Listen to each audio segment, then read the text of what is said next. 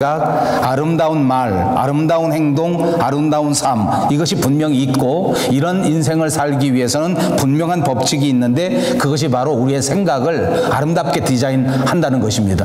부정적인 생각을 가지고 살면 부정적인 삶을 살 수밖에 없고, 긍정적인 생각을 가지고 살면 긍정적인 삶을 살아갈 수 있다. 그러므로 우리의 생각을 긍정적으로 디자인하고, 우리의 삶을 밝게 디자인하고, 우리의 삶을 희망적으로 디자인한다면 우리 인생이 101% 바뀌어질 수 있다.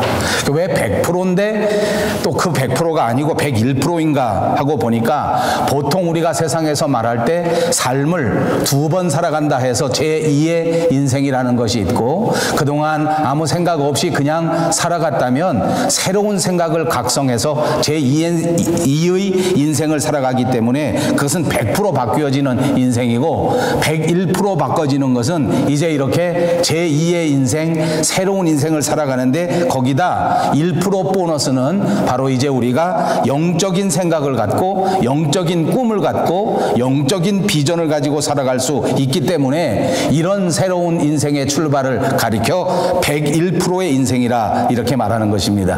그래서 이 책에 보면 구약 성경에 있는 다윗이라고 하는 사람을 모델로 하면서 생각을 어떻게 해야 하는지, 그리고 그 생각 속에서 말은 과연 어떻게 해야 되는지, 그리고 그런 생각과 말 가운데 우리의 삶의 모습이 어떻게 달라져야 하는지 하는 것을 모델로 해서 여러 가지 전문적인 연구를 가르쳐주고, 또 여러 학자들의 견해도 우리에게 소개해주고, 그 저자 나관호 목사라고 하는 분의 스스로의 경험도 우리에게 가르쳐주면서 우리의 인생이 어떻게 바뀌어야 할지 하는 것을 말씀해주는 책입니다. 여러분도 혹시 기회가 나시면 이 책을 한번 읽어보시기 바랍니다. 오늘 교회 나오시면서 여러분 마음속에, 또 여러분 머릿속에 무슨 생각으로 나오셨는가 한번 생각해 보시기를 바랍니다. 아마 여러분들 머릿속에 또 마음속에 여러 가지 생각이 있었을 것입니다. 우리 한국 사람들의 말 가운데는 생각이 많은 사람을 가르쳐서 5만 가지 생각을 한다고 하는데, 제가 궁금해서 한번 찾아보았습니다. 그랬더니 학자들이 정확하게 분석할 때 사람이 5만 가지를 생각하는 것은 그것은 불가능하답니다. 그러니까 조금 비아냥거리느라고 5만 가지 생각을 내가 다 했다라고 말하는 것은 과학적은 아니랍니다. 그러면 과학적으로 볼 때 우리 사람이 얼마 정도의 생각을 가지고 사는가 하는 것을 보니까 약 3만 가지 정도 된다고 하는 것이 학설입니다. 3만 가지를 생각한다. 여러분 과연 한 3만 가지 생각을 하시고 계십니까? 아마 가슴이 뜨끔하실 것 같아요. 저보고 물으라고 그러면 글쎄요, 저는 한 3천 가지도 안 되는 것 같아요. 세어보면 한 300가지 되려나? 생각이 없이 사는 것 아닌가 하는 생각을 가져봅니다만, 자, 되는 대로 아무 생각 없이 살아가는 것이 아니고 30가지, 300가지 생각만 가지고 살아가서도 안 되고 3만 가지 정도 가지고 살아야 그것이 인생이다, 이렇게도 해석해 볼 수 있지 않겠는가 하는 것입니다. 여러분 혹시 생각이 너무 많으시면 걱정하지 마시고, 생각이 너무 없으시면 조금 걱정하시기를 바랍니다. 생각이 너무 많아서 두통이 생겼다고 또 아주 불평하지 마시고, 아, 내가 정말 인간답게 살고 있구나. 아멘. 우리가 살아가면서 생각할 일이 정말 많지 않습니까? 그런데 이제 우리 인간들이 살아가면서 생각하는 것은 아주 중요합니다. 심각하게 생각해야 될 일이 우리에게 분명히 있기 때문입니다.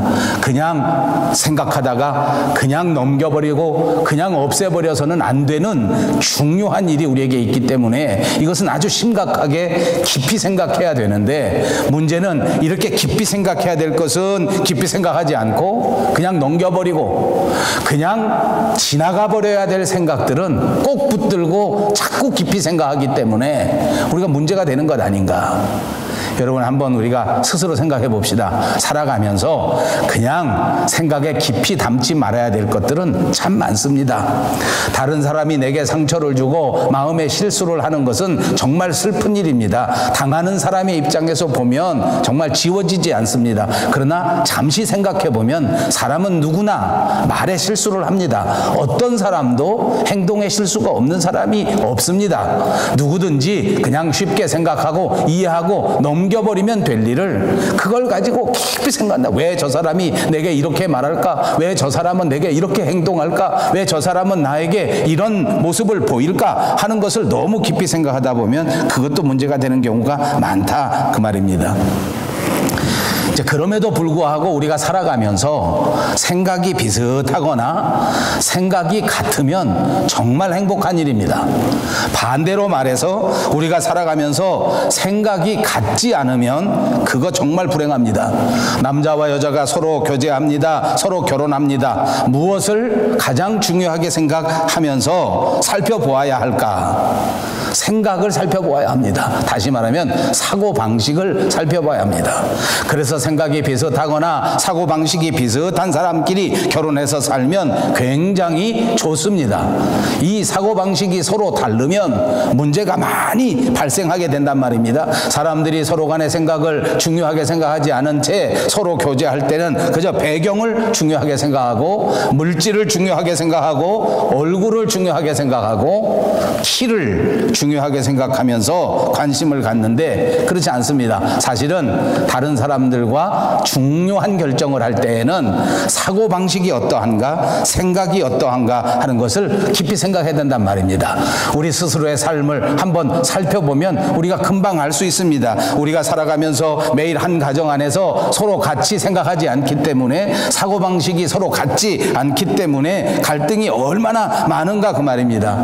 그만큼 고통스럽습니다. 만약 한 가족이 사고방식이 비슷하고 생각이 비슷하다면 그 자체 때문에 그 가정이 행복하고 그 가정이 기쁩니다. 여러분, 가정 안에 모든 구성원들이 하나님 안에서 바른 생각, 충만한 생각으로 하나 되시는 역사가 있어서 언제나 여러분의 가정 안에 기쁨과 행복이 넘쳐나시기를 주님의 이름으로 축복합니다. 서로의 사고방식을 생각해보고 서로의 생각을 탐색해보고 서로 맞추어가는 것이 중요하다 하는 것을 말씀드린 것입니다. 오늘부터 돌아가셔서 꼭 그렇게 생각하십시오. 제가 조금 무거운 말씀도 한 가지 드리겠습니다. 구약성경 이사야서 55장 8절에 보면 이사야를 통해서 하나님께서 우리에게 주신 말씀이 있는데 내 생각은 너희 생각과 다르다 이렇게 말씀하신 적이 있습니다. 성경을 자주 보시는 분들은 아마도 이 대목이 생각날 것입니다. 큰 충격의 말씀입니다. 하나님의 생각은 우리의 생각과 다르다는 것입니다. 여러분, 하나님의 생각은 과연 무엇입니까? 오늘 이 시간 가장 중요한 말씀입니다. 이 설교가 앞으로도 15분, 20분 동안 계속 되겠지만 그 모든 말씀 가운데 가장 소중한 말씀은 바로 이 말씀입니다. 하나님의 생각이 어떤 생각이실까? 하나님은 무엇을 생각하실까? 분명하게 대답해 드립니다. 하나님께서는 우리의 생각과 다른 생각을 가지고 계시는데 하나님은 사람을 구원하시려는 생각을 가지고 계시다는 말씀입니다. 하나님께서는 언제나 이 세상을 어떻게 하면 구원할 것인가 하는 생각을 가지고 있습니다. 하나님께서는 언제나 사람들에게 깊은 관심을 가지고 있는 생각을 가지고 계십니다. 우리는 세상에 살아가면서 믿노라 하면서도 하나님과 생각이 많이 달라졌습니다. 구원에는 도통 관심이 없습니다. 구원하고 세상이 구원받고 다른 사람들이 구원받아 예수 믿게 되는 것은 아무 생각이 없습니다. 그저 세상적인 모든 판단, 세상적인 물질 관계, 세상적인 환경 관계 이런 데에만 우리의 생각이 모두 다 집중되고 있는 것은 아닌가? 하나님은 사람들에게 여전히 깊은 관심을 가지고 있습니다. 우리는 예수를 믿으면 믿을수록, 교회에 다니면 교회에 다닐수록 다른 사람들에게 관심을 끄라고 가르쳐 줍니다. 다른 사람에게 관심을 가지고 자꾸 다투게 되니까, 역작용이 나오게 되니까 그것을 서로 맞추고 서로 사랑하고 서로 희생하고 서로 섬기는 것이 너무너무 어려우니까 아예 다른 사람에 대한 관심을 갖지 않습니다. 제가 캐나다에 이민 와 보니까 캐나다 사회는 우리보다 훨씬 좋은 점을 많이 가졌다고 생각합니다. 저는 분명히 동의합니다. 캐나다는 우리보다 좋은 점이 너무 많습니다. 그러나 안타까운 것도 있습니다. 이 사람들이 너무 선진 사회를 이끌어가다 보니까 다른 사람에 대한 관심이 없어요. 다른 사람에게 관심을 잘못 쏟았다가 실수하는 경우가 너무 많기 때문에 내 일은 내 일이고 내 일은 내 일이다 라는 아주 정확한 생각을 가지고 삽니다. 좋은 점이 많습니다. 그럼에도 불구하고 하나님과는 생각이 다릅니다. 성경은 우리에게 분명하게 말씀하지 않습니까? 하나님은 언제나 우리에게 깊은 관심을 가지고 있습니다. 우리가 부족할지라도, 우리가 연약할지라도, 오늘 우리가 많은 실수를 저질렀다고 할지라도 하나님은 여전히 저와 여러분에게 깊은 관심을 가지고 계시다는 사실을 믿으시기 바랍니다. 저도 살아가면서 후회스러운 것이 얼마나 많은지 모릅니다. 저도 살아가면서 돌아볼 때 부끄러운 실수와 부끄러운 잘못이 한두 가지가 아닙니다. 하나님 앞에 나오기조차 부끄러울 때가 얼마나 많은지 모릅니다. 그러나 오늘 이 말씀은 얼마나 큰 복음의 말씀인지 모릅니다. 하나님은 여전히 저에게 관심을 가지고 계십니다. 사랑하시기 때문입니다. 여러분, 우리는 하나님의 사람입니다. 이제 우리의 삶의 현장에서 만나는 모든 사람들에게 다시 관심을 집중하시고 다시 용서하시고 다시 사랑하는 저와 여러분 모두가 되시기를 주님의 이름으로 축복합니다. 이것이 하나님의 생각입니다. 오늘 우리의 생각과 다르다면 우리는 정말 깊은 충격으로 받아들여야 합니다. 오늘 본문에는 예수님에 대하여 분명히 알아야 하고 예수님에 대하여 분명히 이해할 내용을 구체적으로 설명해 줍니다. 그분은 충성하신 분인데 모세보다 하나님의 집에서 훨씬 더 충성하신 분이다, 이렇게 말씀합니다. 여기 모세가 등장합니다. 모세는 정말 유명한 사람입니다. 이스라엘 사람들, 유대인들에게 있어서는 가장 중요한 사람 가운데 한 사람이 바로 모세입니다. 사실은 유대인들이 생각할 때 최고의 인물이라고 하면 아브라함입니다. 그것은 믿음의 조상이기 때문입니다. 그러나 이것이 나중에 유대교가 되고 유대 종교인들에게 있어서는 믿음의 조상 정도가 아니라 이 모든 종교의 생활에 기초를 놓고 이 모든 종교 생활을 이끌어 가신 분은 바로 모세이기 때문에 유대 민족들은 모세가 가장 소중한 사람이다 하는 것에 누구나 동의합니다. 여러분, 지금 이 히브리서는 어떤 상황 속에서 쓰여진 것인지 여러분 기억하십니까? 이제 이 히브리서는 고통받고 있는 유대인들을 위하여 전해주는 편지입니다. 너무나 많이 핍박을 받습니다. 예수 믿는다는 사실 때문에 붙들려가고 예수 믿는다는 사실 때문에 잡혀가는 이런 상황 속에서 준 편지입니다. 많은 사람들이 예수 믿은 것을 후회합니다. 많은 사람들이 예수를 믿었지만 이제 너무나 많은 이 환난 속에서, 핍박 속에서 그냥 그만 포기해야 되겠다, 그만 돌아가야 되겠다. 그래서 많은 사람들이 예수님보다는 모세에게 돌아가야 되겠다, 이제 예수님보다는 옛날 유대 종교로 돌아가는 게 차라리 낫지 않겠느냐 하는 생각을 가지고 있을 때입니다. 그때 이 히브리서 기자는 이 유대인들에게 이렇게 말하는 것입니다. 여러분들이 생각하는 그 모세, 하나님의 집에서 충성한 신실한 일꾼이다, 맞다. 그러나 예수님은 어떤 분이신지 아는가? 그는 그 집의 주인이시요 그 집을 지으신 자라.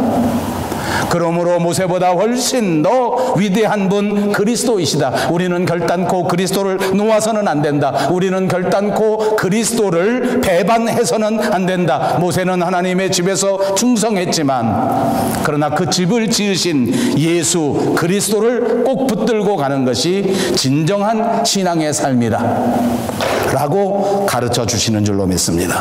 그렇습니다. 모세는 하나님이 만들어 놓으신 하나님의 집에서 그야말로 성실하게 충성하게 일했기 때문에 유대인들에게 깊은 존경을 받았습니다. 그러므로 하나님께서는 모세를 높이셔서 모세에게 영광을 받도록 만들어 주셨습니다. 너무나 당연합니다. 저와 여러분도 하나님의 집에서 열심히 수고하고 열심히 충성한다면 하나님께서는 저와 여러분에게도 영광의 면류관을 약속해 주신 것을 믿으시기 바랍니다. 그렇습니다. 하나님의 충성된 종입니다. 하나님의 백성입니다.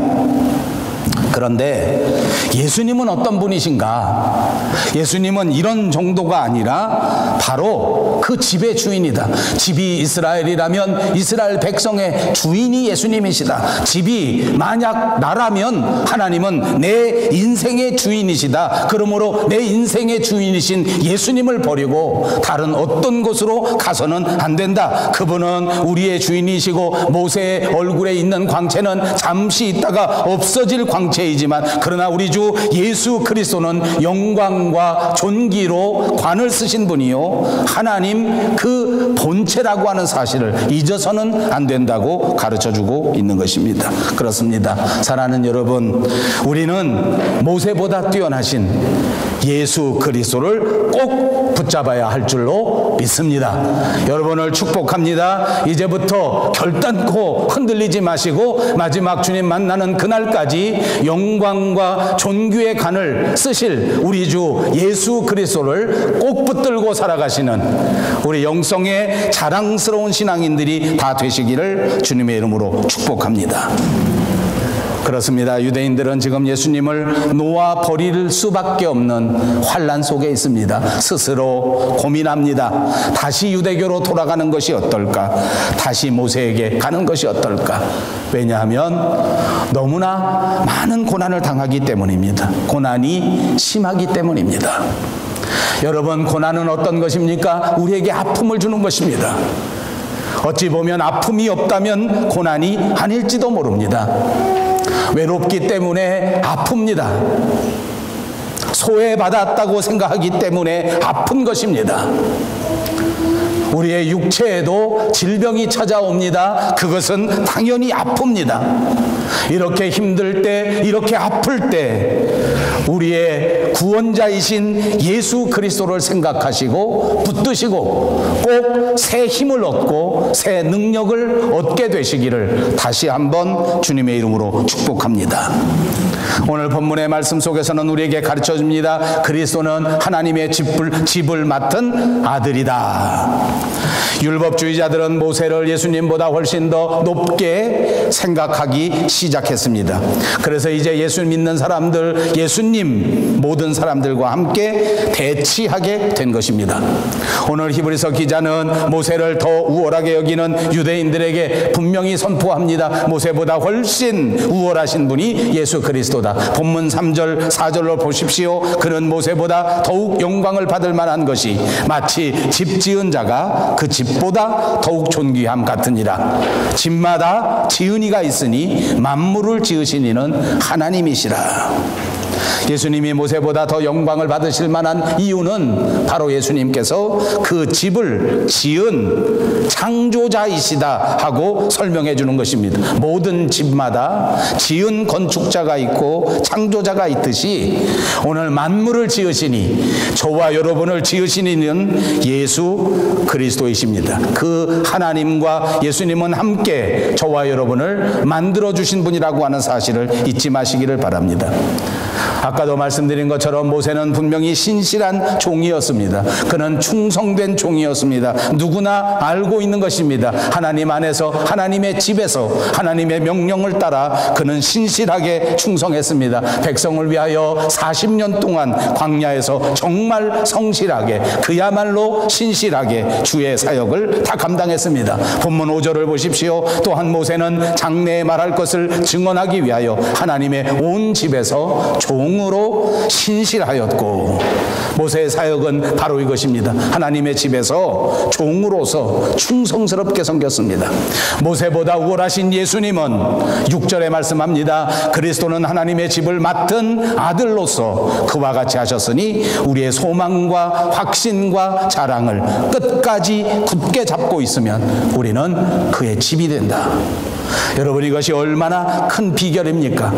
예수님께서는 이 집을 맡은 아들로서 이 땅에 오셔서 그렇게 성실하게 일하셨으니 우리가 이 소망과 이 확신과 이 자랑을 끝까지 붙들고 있으면 우리는 그의 집이 된다. 우리는 그의 아들이 된다. 우리는 그의 백성이 된다. 끝까지 붙들고 있으면 우리는 예수 그리스도의 형제가 되고 하나님 아버지의 아들이 되는 위대한 역사가 있게 될 줄로 믿습니다. 그렇습니다. 예수님은 하나님의 아들로서 끝까지 우리의 창조의 사역에 함께 하셨습니다. 예수님의 모든 사역이 하나님께서 우리에게 보내주신 하나님의 명령대로 이루어졌다는 것을 나타내 주는 것입니다. 우리가 이미 강해했던 히브리서 1장 2절에도 이렇게 말씀합니다. 이 모든 날 마지막에는 아들을 통해서 우리에게 말씀하신다. 이 마지막 시대에는 이제 모든 계시와 모든 것들을 잠재하고 아들 예수 그리스도가 이 땅에 와서 우리에게 말씀하실 것이다. 그분이 만유의 상속자요 그로 말미암아 모든 세계가 지어졌다라고 선포하신 적이 있습니다. 요한복음 7장 16절에도 예수님의 교훈은 자기 자신의 교훈일 뿐만 아니라 자기를 보내신 하나님의 교훈이라고 말씀해 주신 적이 있습니다. 요한복음 15장 15절에서도 아버지께 듣는 모든 것들을 이 믿는 자들에게 알게 하시겠다고 말씀해 주셨습니다. 하나님의 아들로서 신실하게 충성하시고 하나님의 아들로서 우리에게 소망이 되어주시고 우리의 확신이 되어주시고 우리의 자랑이 되어주시겠다는 말씀입니다. 사랑하는 여러분, 믿는 사람으로서 저와 여러분의 소망, 저와 여러분의 확신, 그리고 저와 여러분의 삶의 자랑은 과연 무엇입니까? 그것이 예수 그리스도입니다. 다시 말씀드립니다. 믿는 사람으로서 이 땅에 살아갈 동안 우리의 진정한 소망, 우리의 확신, 그리고 우리의 자랑, 그것은 예수 그리스도입니다. 예수님은 여러분의 무엇이라고요? 진정한 소망. 예수님은 여러분의 무엇이라고요? 확신. 예수님은 여러분의 무엇이라고요? 자랑.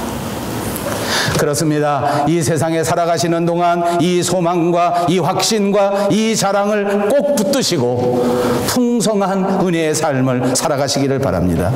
예수 믿는 사람은 이 땅 위에 살아가는 동안 하나님의 집으로 세워져 가는 것입니다. 성경은 우리에게 말하기를 그리스도인이 되어 성화되어지는 것은, 거룩한 사람으로 완성되어지는 것은 이제부터 한 걸음 한 걸음 장성한 분량에 이르르는 것과 같다고 비유해 주시고, 또 한쪽에는 이렇게 믿는 자가 하나님의 집으로 세워져 가고 있다는 것을 가르쳐 줍니다. 본문 6절에 우리에게 말씀하시기를 그의 집이라 하셨는데 그것이 바로 하나님의 집을 말하는 것입니다. 구약 시대에는 이것이 이스라엘 백성이었지만 오늘 은혜의 시대에는 하나님 앞에 믿음을 고백하는 자, 예수 그리스도를 나의 확신으로 붙들고 있는 자, 그 자들이 바로 하나님의 집이 되는 것입니다. 그러므로 여러분, 주님 안에서 더더욱 큰 소망을 가지시기를 주의 이름으로 축복합니다. 주님 안에서 살아가실 때에 예수님으로 확신하는 여러분들이 되시기를 바랍니다. 세상 사람들은 물질을 자랑하고 세상 사람들은 육체를 자랑할지라도 저와 여러분은 예수 그리스도를 자랑하면서 살아갈 수 있는 성숙한 그리스도인들이 꼭 되시기를 바랍니다. 우리가 낙심하지 않고 소망을 가질 수 있는 것은, 우리가 세상을 대항하여 승리할 수 있는 것은 바로 이 믿음입니다. 끝까지 붙들어야 한단 말입니다. 흔들려서는 안 됩니다. 지금 히브리서를 듣고 히브리서를 받은 이 초대교회의 성도들은 흔들릴 수밖에 없는 환경 가운데 있었지만 끝까지 낙심하지 않고 이 소망을 붙들고 이 확신을 붙들고 이 자랑 가운데 살아갔을 때에 반드시 예수님을 만나는 그때 자랑스러운 그리스도인으로 우뚝 설 것이요, 마지막 주님이 예비하신 그 아름다운 하나님의 나라를 소유하는 축복의 자녀들이 될 수 있다고 말씀해 주시는 것입니다. 로마서 8장 24절 25절에는 우리가 소망으로 구원을 얻었음에 보이는 소망이 아니니 보는 것을 누가 바라리요, 만일 우리가 보지 못하는 것을 바라면 참음으로 기다릴지니라. 우리는 보지 못하는 것을 바랍니다. 우리는 이 세상 것이 아닌 하나님의 나라의 것을 소망합니다. 그러므로 저와 여러분은 이 세상을 참고 견디는 것이 중요합니다. 참고 기다리는 것이 너무너무 중요합니다. 사랑하는 여러분, 세상이 우리를 고달프게 할지라도, 세상이 때로는 우리를 외롭게 할지라도 이 소망을 붙들고 참고 기다리는 지혜로운 성도들이 꼭 되시기를 바랍니다. 예수님이 우리의 소망이십니다. 예수님이 우리의 진정한 소망입니다. 그러니까 우리가 세상 살아갈 때 예수님을 소망으로 삼아서 살아가는 것입니다. 예수님을 꼭 붙들고 예수님을 희망으로 살아가는 것입니다. 세상을 바라보지 마십시오. 쓰러질 것을 바라보지 마십시오. 없어질 것에 소망을 두지 마십시오. 우리의 믿음의 모든 선진들이 이로써 소망을 받고 이로써 증거를 받았던 것입니다. 예수 믿었던 모든 사람들은 오로지 예수님만이 유일한 소망이었습니다. 그래서 자나깨나 예수님을 생각합니다. 그래서 자나깨나 예수님을 묵상합니다. 그래서 자나깨나 예수님을 깊이 생각하는 것입니다. 사랑하는 여러분, 예수를 깊이 생각하는 여러분들이 꼭 되시기를 바랍니다. 두 번째입니다. 오늘 본문 7절과 11절에는 너희 마음을 완고하게 하지 말라. 히브리서 기자는 이제 유대인들에게 그 조상들에 대하여 언급하고 있습니다. 모세가 인도하는 것을 따라 애굽 땅을 떠나 출애굽했던 이스라엘 백성들이 광야에서 살았던 삶의 모습을 가르쳐 줍니다. 그래서 오늘 7절에서 9절에 보시면 이 모든 말씀은 시편 95편에 있는 말씀을 인용한 것입니다. 그러므로 성령이 이르신 바와 같이 오늘 너희가 그의 음성을 듣거든 광야에서 시험하던 날에 거역하던 것 같이 너희 마음을 완고하게 하지 말라. 거기서 너희 열조가 나를 시험하여 증험하고 40년 동안 나의 행사를 보았느니라. 예, 히브리서 기자는 성령께서 유대인들에게 하시는 말씀을 들으라고 우리에게 선포해 주시고 있습니다. 이것은 유대인들의 조상이 출애굽할 때에 그때 모습을 드러내고 있는 것입니다. 이스라엘 백성들이 하나님의 은혜 가운데 애굽 땅의 종살이에서 벗어났습니다. 이것은 상징적인 의미가 있지 않습니까? 예수님의 은혜 가운데 부름을 받고 성령의 택하심을 받아 죄를 고백하고 하나님 앞에 그리스도인이 된 것이 저와 여러분의 모습입니다. 이것이 이스라엘 사람들이 출애굽한 것과 똑같은 모습입니다. 그리고 이렇게 출애굽했을 때에 광야에서 지나가던 모든 삶의 모습들을 보여주는데 큰 은혜를 받았는데도 불구하고 말씀을 놓아버립니다. 큰 은혜를 받고 구원을 받았는데도 불구하고 그 마음이 다시 완고해져 버렸단 말입니다. 그래서 하나님을 따르지 않고 불평하고 원망하고 하나님을 시험해서 40일이면 갈 수 있는 길을 40년 동안 방황하게 되지 않았습니까? 이것을 다시 깨우치는 것입니다. 여러분, 저와 여러분을 구원하신 하나님께서는 반드시 선한 역사를 이루실 것입니다. 아니, 이미 저와 여러분의 마음속에 우리 가정 속에 선한 일을 시작하신 우리 예수 그리스도는 결단코 실패하지 않습니다. 어떤 환경 속에서도 우리를 이끌으셔서 아름다운 열매를 맺게 해주실 것입니다. 끝까지 변하지 마십시오. 끝까지 믿음 위에 굳게 서시기를 주님의 이름으로 축복합니다. 40일이면 갈 수 있는 은혜의 길을 40년 동안 방황했던 우리 조상들의 미련한 모습을 답습하지 말란 말입니다. 예수를 믿어 영적인 사람이 됐는데 다시 세상 속에 빠지면 허송세월밖에 아니라 하나님의 말씀대로 살아야 할 택한 백성 선민이 되었는데 여전히 세상의 것을 내려놓지 못하고 여전히 물질적인 것을 내려놓지 못하고 여전히 육신적인 것을 내려놓지 못한다면 저와 여러분에게 주어진 이 소중한 시간을 모두 허비하게 될 거란 말입니다. 여기서 마음이 완고하다, 이 말을 알아들으십니까? 고집이 세다는 겁니다. 제가 60년 살아오면서 느낀 것은 모든 사람이 고집이 세다는 것입니다. 60년 넘어가니까 또 다른 깨달음이 있는데 모든 사람이 고집이 센데 우리 식구는 고집이 더 세다. 그걸 깨달았습니다. 그랬더니 제 아내가 그럽니다. 그 중에서도 당신이 제일 세다. 저를 깨우쳐 주는 것입니다. 제가 목회하면서 보니까 그렇습니다. 마음이 완고한 것은 너나 할 것 없이 우리 모두의 불쌍한 자아의 모습입니다. 얼마나 고집이 센지 모릅니다. 한 가정이 모입니다. 형제가 모입니다. 자매가 모입니다. 서로 대화를 시작합니다. 처음에는 그런 대로 좋은 이야기를 주고받습니다. 5분, 10분, 1시간, 2시간 지나게 되면 이제부터 완고한 마음의 표현이 나오기 시작합니다. 서로 고집을 부립니다. 얼마나 고집을 부리는지 모릅니다. 절대 양보하지 않더라고요. 여러분, 이스라엘 백성이 그랬습니다.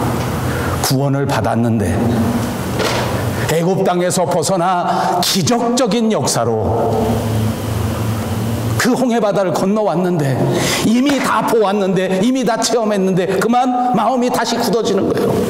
은혜를 이미 다 받았어요. 다시 설명할 필요도 없어요. 다시 깨우쳐줄 필요도 없어요. 너무나 분명하게 보았어요. 그런데 다시 마음이 완고해지는 거예요. 다시 마음이 완고해지는 거예요. 고집을 부립니다. 성령께서 인도하시는데 그리 가지 않겠다는 것입니다. 하나님께서 인도하시는데 그리 가지 않겠다는 것입니다. 조금만 기다리면 되는데 기다리지 못하겠다는 것입니다. 오늘 본문 10절과 11절에는 이렇게 말합니다. 그러므로 성령이 이르신 바와 같이 오늘 너희가 그의 음성을 듣거든 광야에서 시험하던 날에 거역하던 것 같이 너희 마음을 완고하게 하지 말라. 거기서 너희 열조가 나를 시험하고 증험하고 40년 동안 나의 행사를 보았느니라. 이제 와서 마음을 완고하게 하지 마십시오. 이미 우리의 조상들이 예수님의 위대한 역사를 보았습니다. 이제 와서 유치하게 다시 완고해지지 마십시오. 기독교의 모든 역사가 하나님의 위대하신 역사를 우리에게 그대로 보여주고 있습니다.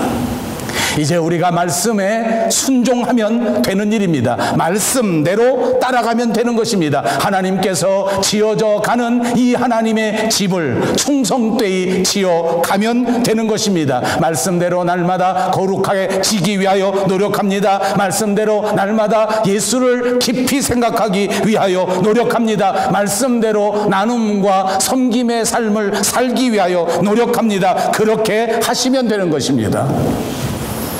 또 생각하고 또 의심하고 또 불평하고 또 고집부리고 결국 허송세월을 할 수밖에 없는 그런 미련한 삶에 빠지지 말기를 바랍니다. 그렇습니다.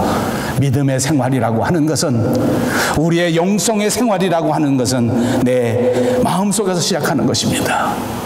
육신의 소욕과 내 생각과 내 방법이 더 옳다, 이런 고집 때문에 예수님을 생각하지 못하는 것입니다. 이게 고집입니다. 이게 완고함입니다. 내 생각이 너무 우선되니까, 내 목표가 너무 우선되니까, 내 판단이 너무나 우선되니까 내 고집이 앞서게 된단 말입니다. 이 고집 때문에 이스라엘 백성들은 예수님을 바라보지 못했습니다. 이 고집 때문에 예수님이 옆에서 동행하시는 데에도 전혀 발견하지 못했습니다. 여러분, 오늘 우리의 가장 불쌍한 모습은 바로 이것입니다. 내 고집이 앞세워져 있으므로 우리 가운데 역사하시는 성령님의 역사를 보지 못하는 것입니다.